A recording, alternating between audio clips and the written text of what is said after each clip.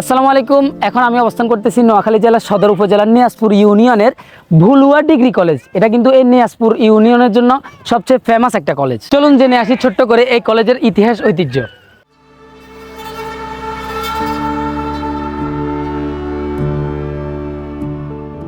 কলেজটি স্থাপিত হয় 1994 সালে নিয়াজপুর গ্রামে।